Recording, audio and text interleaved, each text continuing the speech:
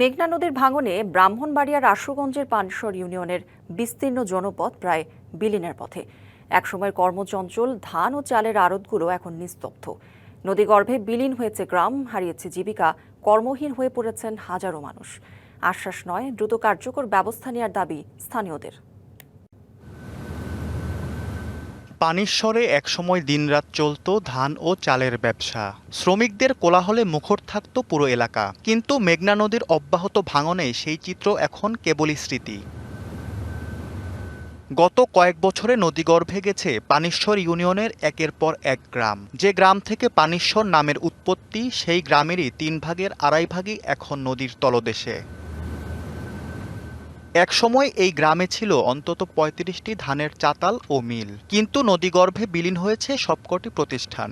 জীবিকা হারিয়ে অনিশ্চয়তায় দিন কাটছে হাজারো শ্রমজীবীর। না দিলে তো আমরা উপায় না, দিলে তো আমরা 10 বছর এখন আছে আর কইতে আছে। বর্তমানে যে কয়েক ঘর আছি আমরা কেন ফালফারা মনে হয় যে 20-25 ঘর আছে, এটা গেলে পানিশ্বর শেষ, আর কোনো পানিশ্বর থাকবে না।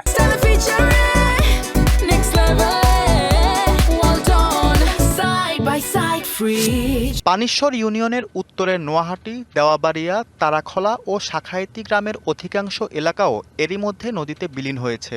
ভিটেমাটি হারিয়ে নিঃস্ব বাসিন্দারা সরে গেছে অন্য এলাকায়। আজকে একটা তাতাল মিল আমাদের এখানে নাই, সব অস্তিত্ব বিলীন হয়ে গেছে। এই যে এখানে কোটি কোটি টাকার এক সময় ধান চালের ব্যবসা হইতো, কিন্তু আজকে কিন্তু কিছু নাই। এটার মধ্যে বহু লোক কাজকর্ম করে, হয়তো বা ধানের ডাল ছিল, একটা মিল ছিল 35টা, হাজার হাজার লোক এনে কাজকর্ম করেছে। ভাঙন রোধে কার্যকর ব্যবস্থা নেওয়ার আশ্বাস সংশ্লিষ্টদের। নদীটি সংরক্ষণ কাজ করার প্রস্তাবনা আছে। প্রস্তাবনাটি বর্তমানে আমাদের পানি ভবনে আছে, সেখান থেকে এটা মন্ত্রণালয়ে প্রেরণ করা হবে। পানিশ্বর এলাকাটা আসলে ভেঙে যাচ্ছে মূলত মেঘনার পার। তো এটা আসলে বাংলাদেশ পানি উন্নয়ন বোর্ডের এখতিয়ারাধীন। আমরা যথাযথভাবে তাদেরকে এই বিষয়টা অবহিত করে দিব অফিসিয়ালি।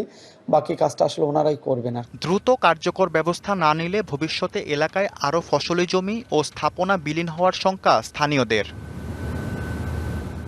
DBC news desk.